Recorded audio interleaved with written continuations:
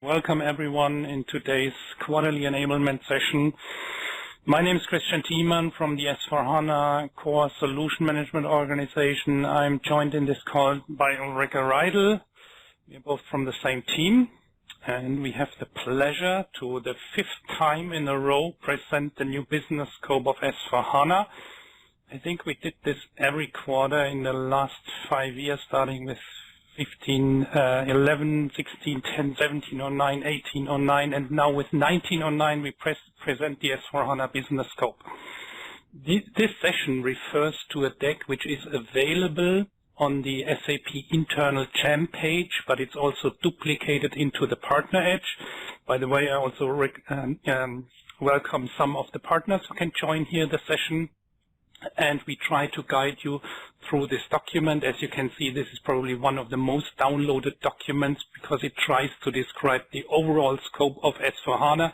And in the meanwhile, it has about 230 pages and 30,000 downloads. So it's one of the most downloaded decks, I believe, and a lot of people are looking at it. Speaking about the fact that a lot of people know this deck already, you might recognize that it's nearly impossible to present the 230 slides now, but we want to try to give you a little bit an overview. What we want to present in this deck is the major delta compared to other decks. I will kick it off with an intro section. You will recognize some new introductory slides. I will show you some new videos and blogs that we have produced regarding the 1909 release. And then we will only dive deeper into a few really brand new topics. I will kick it off with the predictive MRP, just an introduction into this new topic, how you can position this in the context of overall PPDS, MRP, and demand-driven MRP. And then I will hand it over to Ulrike. Ulrike will take us through the whole unit of the LOB service management, because there's a lot of news coming in the service management. And then Ulrike will present a few highlights on product compliance and responsibility management.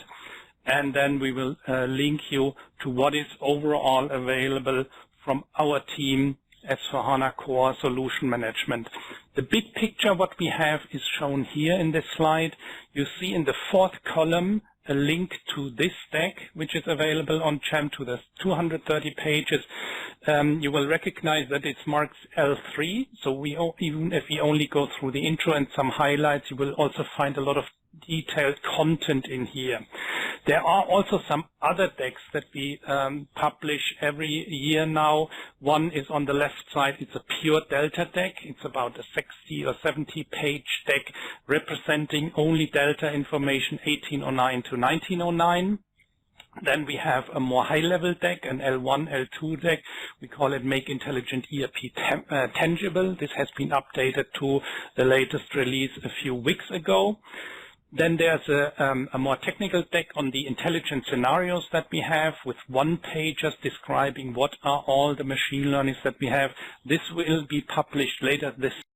And if you look to the right-hand side, in the fifth column, you also see that we have a pure Delta deck going from ERP to S4HANA 1909. This is a more text-based deck where you can see a lot of bullet points, what are really the differences, and this has more than 300 pages. It's currently being produced by the whole team, and this will also be published later this month. And on the right-hand side, you see a relatively new deck, which we have published since a lot of industries are now coming in to the S4HANA journey, and now we have a deck on the S4HANA industries, which has been just published. It's about 50 pages with 1, 2, or 3 pages per industry highlights, which you can also find. 3 of these decks are also published on the Partner Edge, so go to the Partner Edge if you're outside SAP and then try to find it, or if you still see an old version 1809, then request an update, because then the update might be a little bit delayed of these decks. So this is the intro section. This is the kind of where to find what. And then you have probably seen this this image, which has been released at the latest SAP Tech Ed, which describes a little bit how SAP positions the current portfolio. As you know from history, SAP is very strong on the operational side. It is kind of the five-finger topic where the digital core is in the middle of our business application portfolio represented by S/4HANA, but we have also other areas like customer experience, specific manufacturing and supply chain solutions, specific people and spend management solutions. You probably mostly know all of these solutions which we have. They are sitting on the business application side, also called Intelligent Suite. And the new term here is called that they all handle operational data, meaning purchase orders, sales orders, production orders being created with all information on what is happening in the company. A new section which is positioned a little bit newly from SAP is about intelligence. And why do we position it like this? Because a lot of customers need external data integrated into the SAP solutions. A lot of customers, you speak to kind of real estate customers, they need data like the room temperature. If you speak to manufacturing customers, they need data like the frequency of a machine, or oil and gas need mapping data where the oil can be found. So a lot of companies have a lot of external data, big data, which need to be integrated into the operational processes. And the most of these are then provided on our platform and technology, on the SAP Cloud Platform.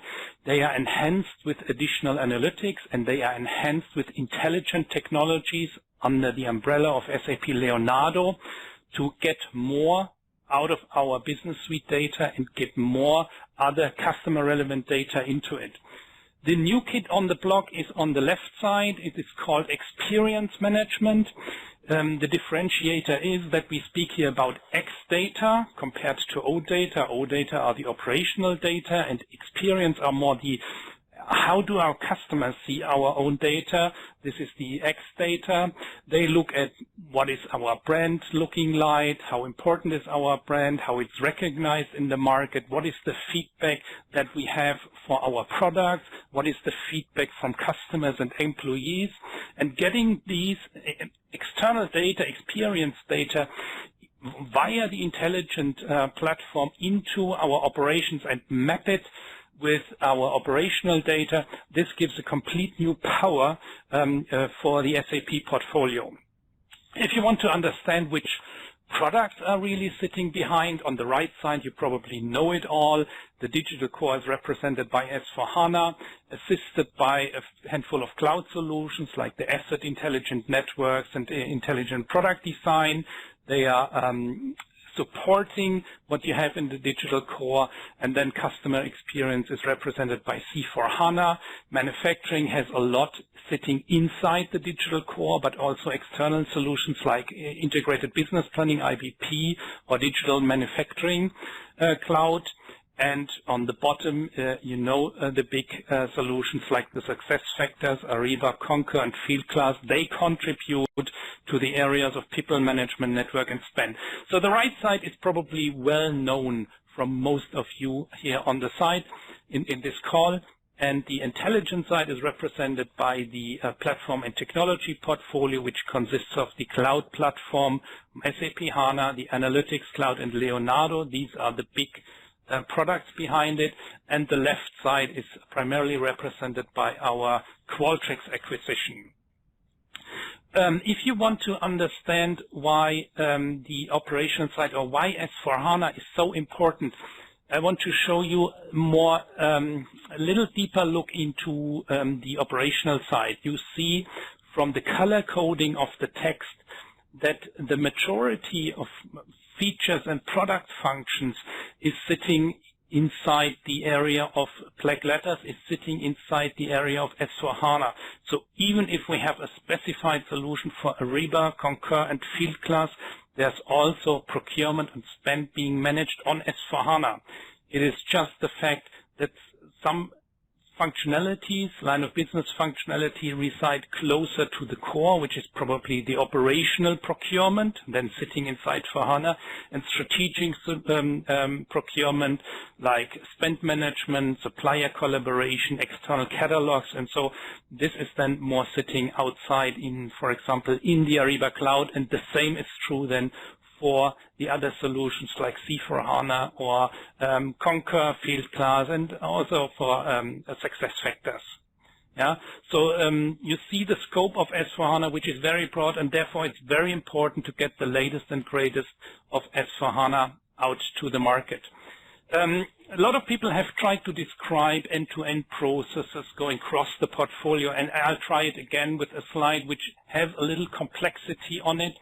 If you think about supply chain planning, you might want to join our solution IBP, Integrated Business Planning, which has a sub-solution which is called demand sensing. So if you imagine you're a company and want to extrapolate, estimate the demand of your future portfolio, you might see some gaps, or your demand sensing predicts a little bit of product decline. So what can you do if you see some declining products in your future?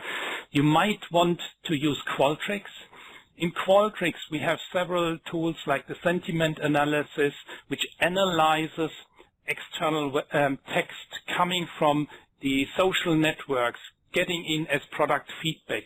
What Qualtrics can do, it can match the experience data with the operational data to draw some conclusions on your product.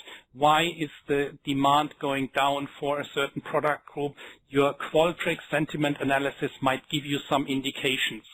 With these indications, you might want to research your S4HANA portfolio, so everything which sits inside S4HANA, and there might be multiple options to adjust your portfolio with all the information that you have in S4HANA. It can be either that you go to the R&D section and think about, is your product design right, or do you need to adjust the product design because people from external, they expect something different in the portfolio. Maybe they expect mobile capabilities, maybe they expect intelligent technologies being embedded in your product. So what do you do with your design of your product? This is all information sitting inside S4.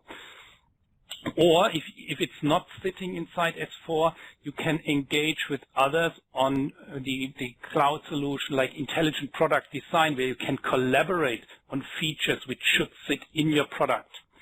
If you find that maybe some additional features are missing in your product, you could think about the full supply chain, how to engage with different vendors to get features into your product which are not yet there, to help with a better product design or overall portfolio design.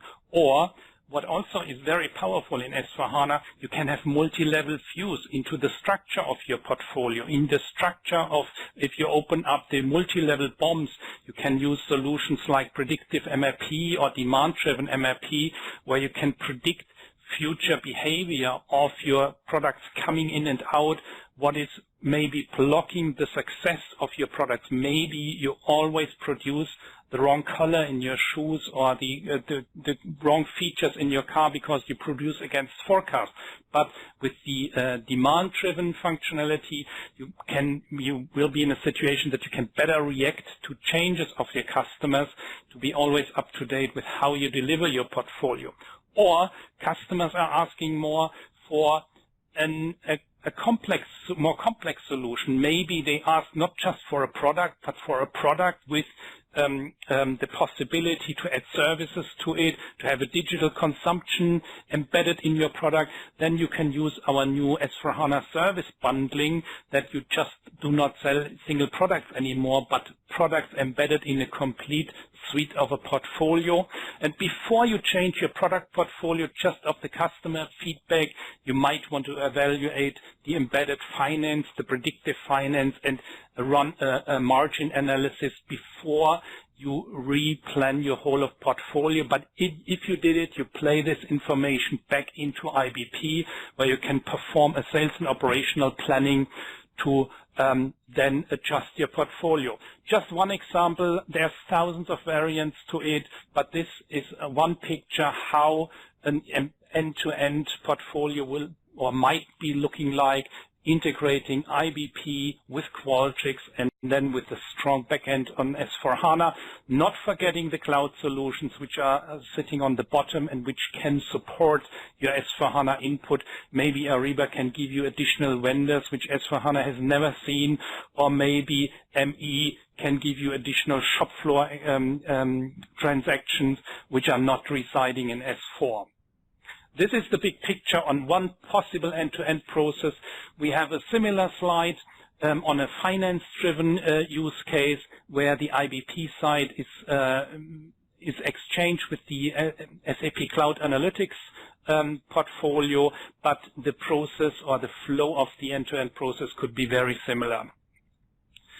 If you want to look at the technical architecture with 1909, you are probably familiar with this a little more technical picture. These are the deltas that we have published into the S/4HANA architecture up to release 1809.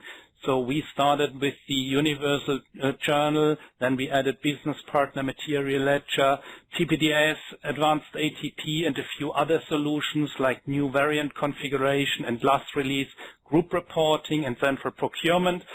And in the last release, we also had the add-on of Service Management and Salesforce Automation in it. They are marked here with this sign for 1809. The new things coming into the portfolio are now Predictive MRP, which is a complete new functionality, plus the solution which has the arrow going down.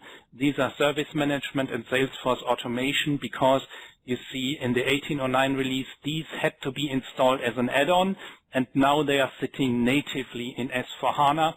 You could also see, if you look into the right upper area, that the portfolio sitting outside S/4HANA has been enhanced, for example, with RPA, Robotic Process Automation, the SAP Analytics Cloud, and some other solutions, plus the new kid on the block, which is the Experience Management solution. So this is a technical view what has happened. With these slides, I finish here the intro section, and then we go into the areas which we think are highlights now. First of all, I want to start with the Predictive MRP before I hand it over to Ulrike for the Service Management section. Predictive MRP has to be understood in the context of the overall MRP in S/4HANA. So basically, if you look at the left-hand side here, you will see that with S/4HANA, there was a new MRP run introduced. You've probably heard it. The MRP run, technically, in the transaction name, is called MD01N. It basically, the big difference to it is that it's about 10 times faster. We have some customers who say it's about 20 times faster than the ECC MRP run. It uses much less storage compared to SAP ERP. But what does the MRP run basically do? It looks into all sales orders and looks into forecasts, so meaning all the external requirements which need to be produced or procured. Yeah. Also in internal requirements, which are dependent requirements, which are subcomponents of a production order, for example. And then it produces, in a big batch run, it produces a lot of purchase orders, purchase requisition, production orders, planned orders, schedule line items, and some people say this is really the heart of the logistics because it produces so much operational data. And then after the MRP run is run, you have to recognize the MRP run does not check any capacity. So if it's needed to build 500 cars a day, it creates a production order for 500 cars a day, not looking at can we produce 500 cars a day. So it just looks, it just creates the order without looking into the bottlenecks. And therefore we have a lot of solutions on top.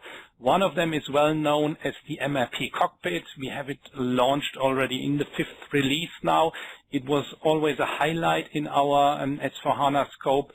We have now enhanced this a little bit. We have situation handling embedded in the MRP Cockpit. But what you basically can do is look at material bottlenecks, materials, purchase orders are coming in too late, and accelerate it and simulate it to get it in earlier.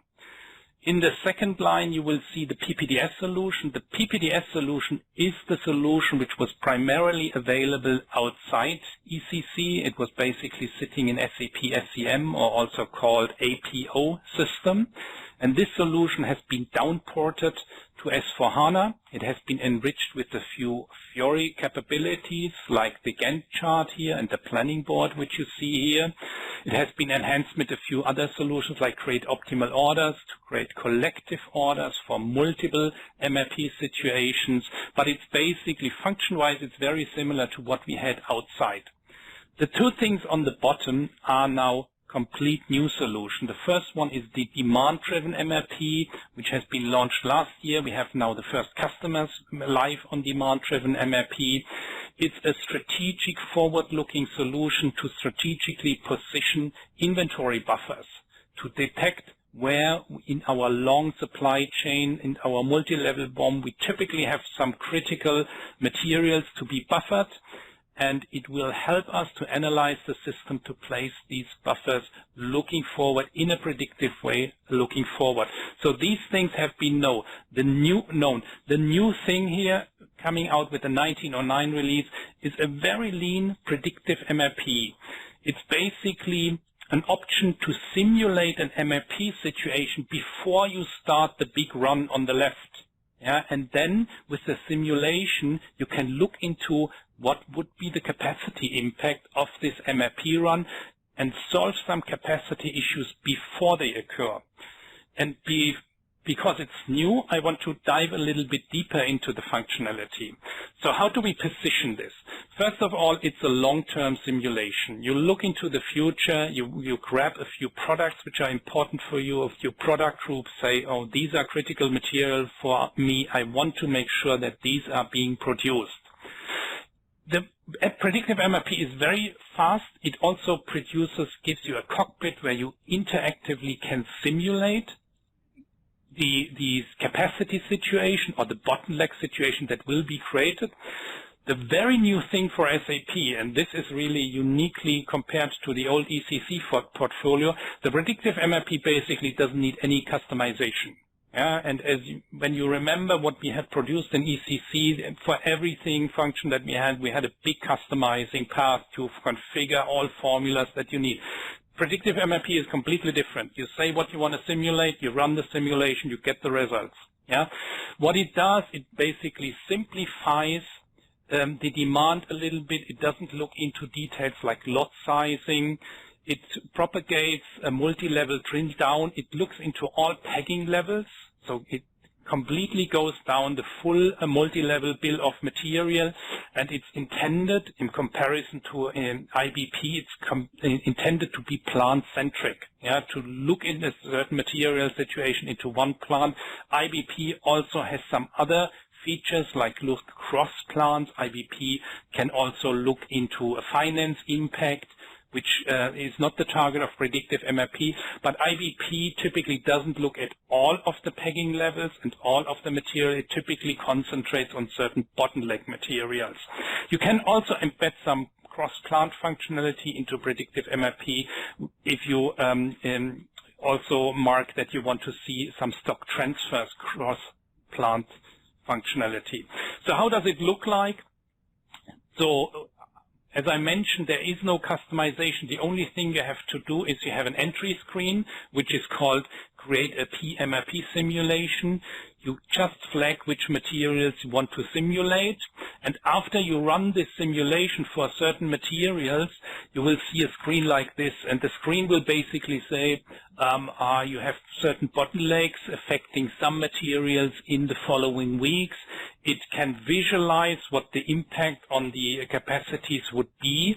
And the interesting piece is that before you really run the MRP run, you can fix these bottlenecks up front. You can jump into the details and then adjust the plan and then really start the MRP. Having said this, I want to refer to a few videos that we have now launched in the YouTube channel so that everyone, the internals and all the external partners can see it. At the moment, there's about 4 new videos and 4 new blogs which are being published. One is a 90-second highlight of S4HANA. You see the link here, or you will get it when you later get the slide. There's always a link to the video or the demo and a link to the blog. And we have the highlights for the overall release. We have the power of S4HANA Finance here with a new T account, how to visualize T account. We have a section on the sales order fulfillment issues with predictions. And the last one here is the predictive MRP. And because we also did a video for this, I want to show you the video right away. Let's see if it comes up here. Yeah. I hope you can see it. It's about resolving capacity issues.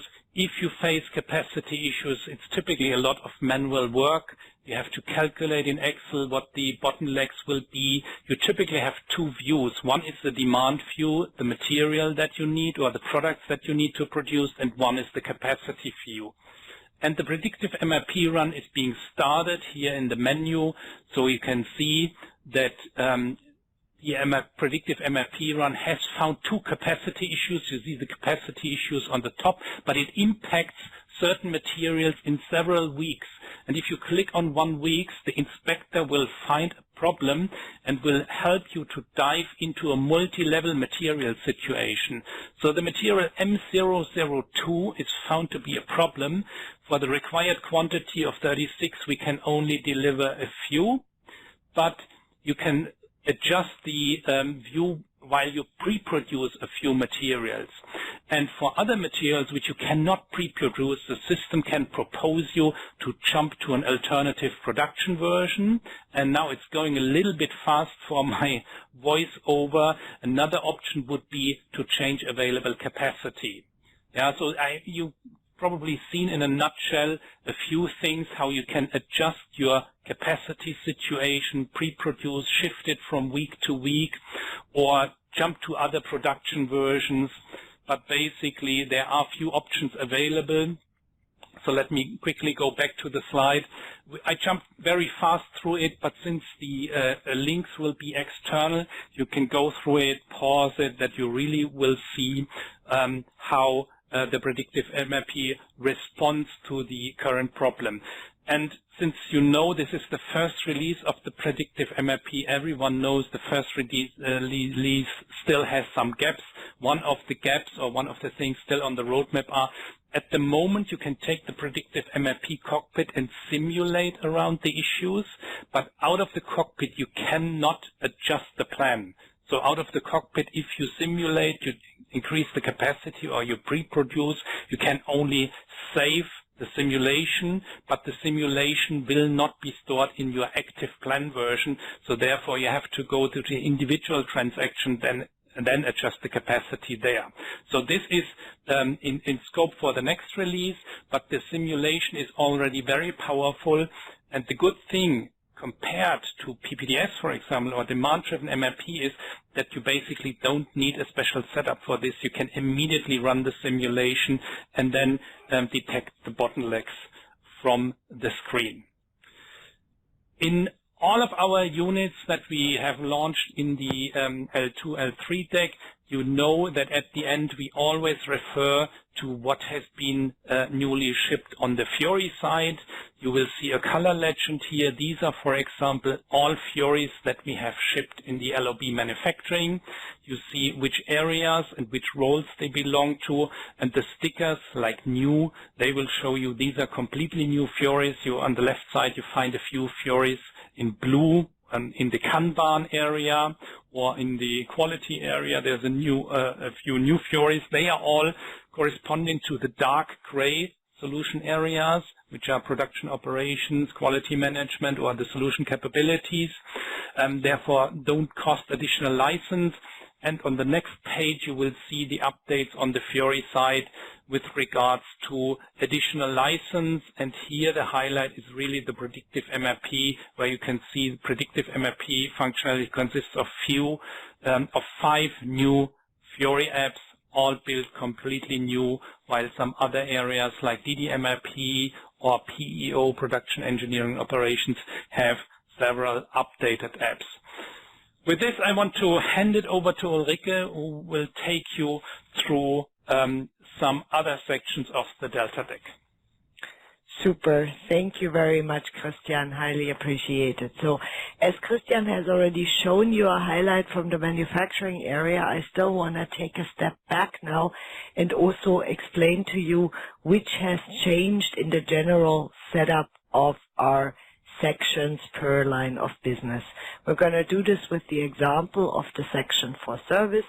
So you, of course, have your title page, you have a description of all the business areas that reside within the core, and then you are also looking at the additional LOB solutions within this line of business portfolio within S/4HANA.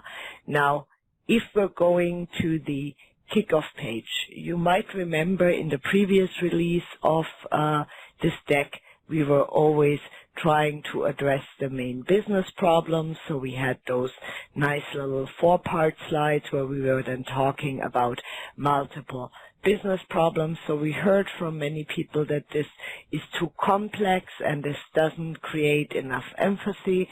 So therefore we've now enhanced the deck, and every line of business is also sporting at least one recommended quote that you can use when you are meeting with someone who's responsible for this respective area at the customer, like what you see here now for service, where we are highlighting by a quote from an Accenture survey how important customers feel it is to have a good experience with repairs of their products. Those of you who were fans of the business challenges, those slides are still available in hidden format within the deck. Another reason why this deck gets longer and longer. Now what we've also changed a little bit is we still always show the business areas on top.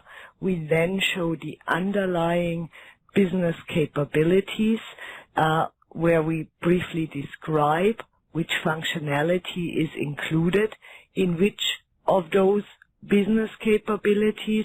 But what we changed is we used to try and squeeze everything that's part of the core license onto one slide.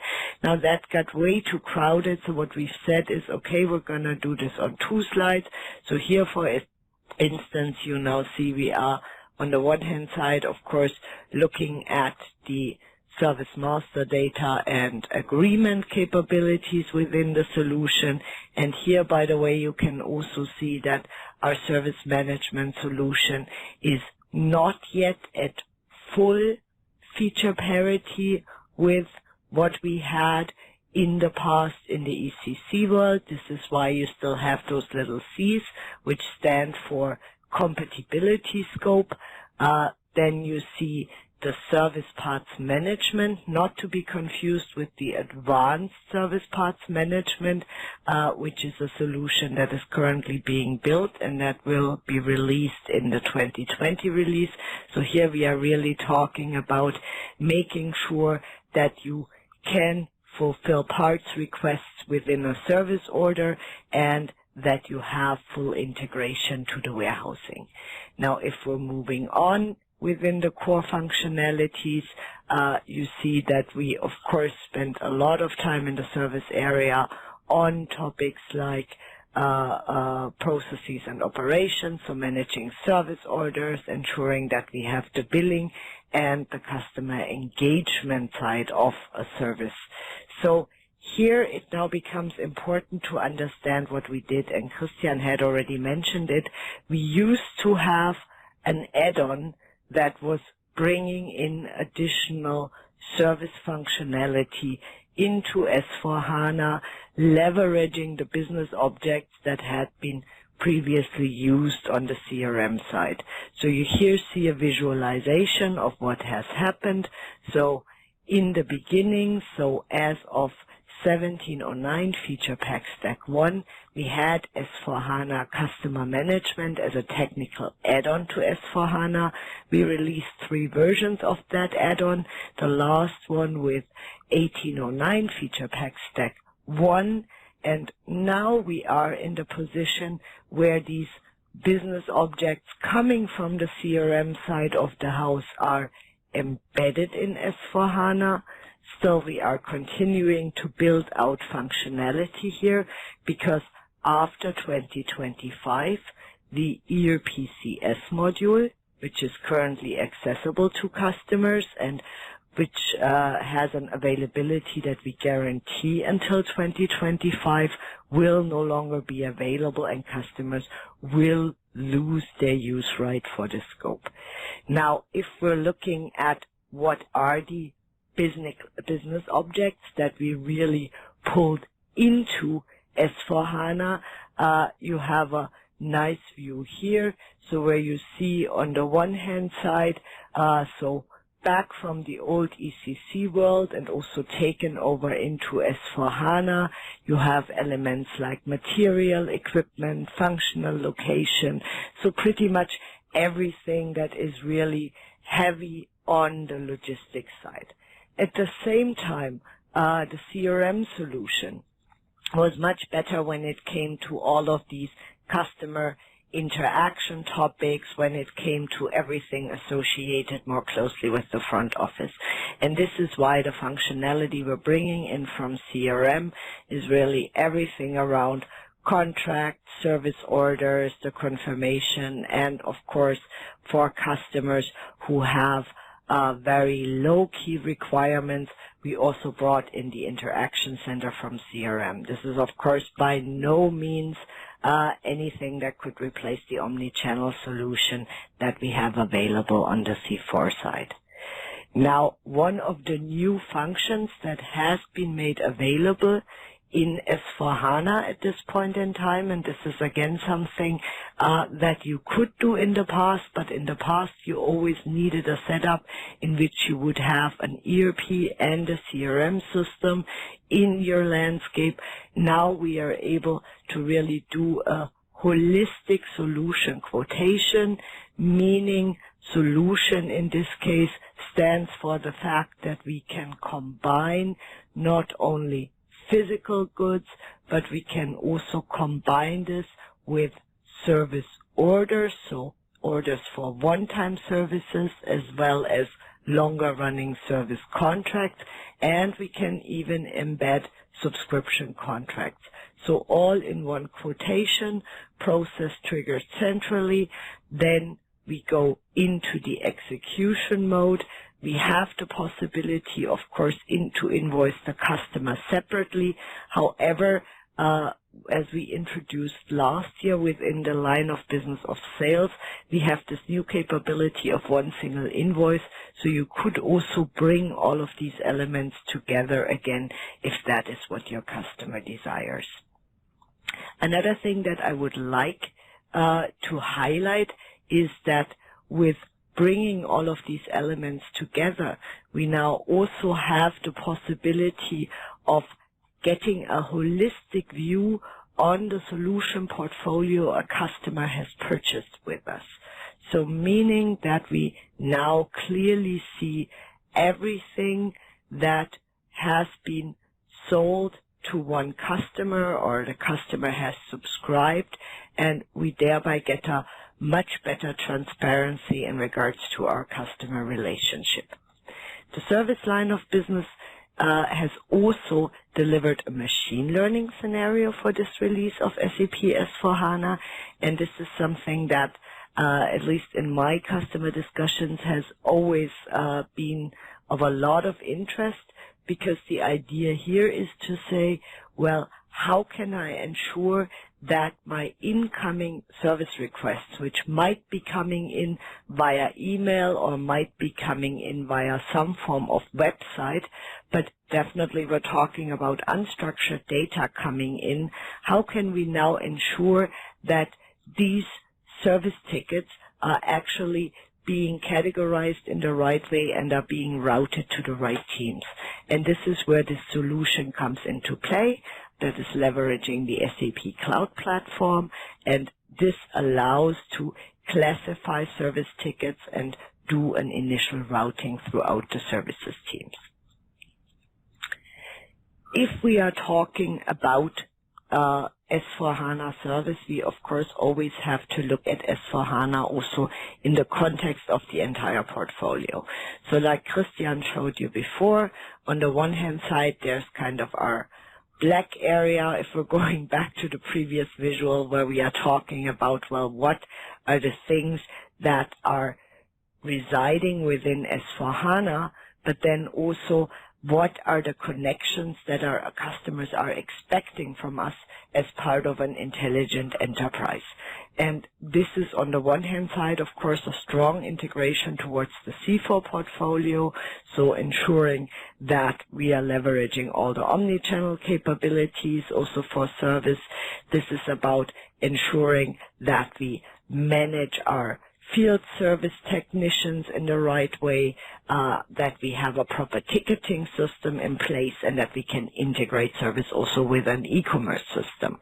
On the other side, now if we are thinking about how do we then interact with our customers, asset intelligence becomes more and more important. So on the one hand side, when we are discussing plant maintenance, we are always discussing how important it is for customers to leverage AIN. Now, if we're thinking about the customers as a service provider, then of course it becomes vitally important that we also offer connectivity towards AIN so that they in turn are able to collaborate with their customers. And as this all sounded super abstract, I want to give you a quick example of how such a process with S/4HANA, C/4HANA, and also IoT is going to look like. So the first thing we have to consider is, of course, the trigger. So trigger could be either via the engagement center on the C4 side. The trigger could also be if we have a collaboration with our customers via AIN. It could also be that I have some sensor information, for instance, that gives me the information that I now need to provide service for a certain machine. Or, of course, a service request could also come in very traditionally, for instance, via email or via a customer calling in. Now, S/4HANA handles the creation of a service order and is then handing the service order over to the C/4HANA side. The scheduling and dispatching for the service technician is happening on the C4 side. There we then also have the mobile field service solution, in which the technician on the one hand side gets his assignments, but then is also able to enter information about the service he provided, confirm that he provided the service, and return this service request again to his coordinator. Here we have a step in C4 where the services provided can be checked and approved, and then we hand back over into S/4HANA, where we then really do the alignment with contracts, where we do the billing, where we are looking at cost and so on and so forth. And if we are talking about a connected IoT scenario, then we would of course also confirm again that the service order has been conducted via this IoT channel. So this is an overview on the process from a service perspective. There are two more rather hot topics that I would like to talk about. The first of the two is the new product compliance solution. And we already started talking about this last year, but given how many customers are requesting more details on this and are requesting sessions on this, I wanted to use this opportunity to let you know again that we've done a lot here and that we have a completely re-architected solution available, which is now capable of not only seamlessly integrating into the core processes at the customer, like order to cash and procure to pay, but is also supporting multiple versions for marketability of one product at the same time. So what does that mean? We're going to look at it in a little more detail on the next slide when we are looking at the data model. But basically what's happening is there's more and more regulation, and you have to be very mindful as to what can I sell where, how am I allowed to transport it there, and what do I need to fulfill in order to compliantly deal with a certain product in a certain geography. And in order to make that happen, we now have a whole bunch of compliance requirements that can be flexibly combined into so-called compliance purposes, and these can then be applied to one or more products. So this really helps our customers to be on top of all the continually changing regulations. SAP is also providing regulatory content for this solution, of course. This regulatory content, unlike in the past, is included in the license for the product compliance solution. The other topic that I believe we must tell our customers more about, and where we probably have not yet done such a good job of informing them what we can do, is the responsibility management solution. So responsibility management helps our customers to define structures, hierarchies within their organization so that they can manage workflows like approvals, that they can assign tasks to the right people and ensure those people have the right authorizations. And the nice thing about this is independent of HR hierarchies, and it can be maintained by a business user. So rather than having to somehow build up a structure that's parallel or next to the HR structure, you can now assign for every object that is responsibility management enabled. You can assign teams, you can define the responsibilities on a team level and on a team member level, and this then of course helps dramatically to automate processes and to become much more flexible. This is particularly true when you now combine the responsibility management with the new business workflow in SAP S/4HANA, and when you then potentially also embed situation handling. So the example that you see here would be there's a purchase requisition created based on the responsibilities assigned in responsibility management. This gets routed to a certain team. This team provides the approval. PO is either created automatically, or if it's a higher value PO, there might also be the workflow to a next team that then is responsible for creating the purchase order, and then there might be, based on the number of times this thing has been ordered or based on the value, we might be in a situation where the system recommends the creation of a catalog item, and this recommendation to create a catalog item can be again pushed to a particular team member as defined within responsibility management. So that was it in a nutshell for the highlights, and it's a good thing that we're almost at the end, because we also want to spend some time on discussing your questions. So very briefly, I just want to highlight 2 pages to you.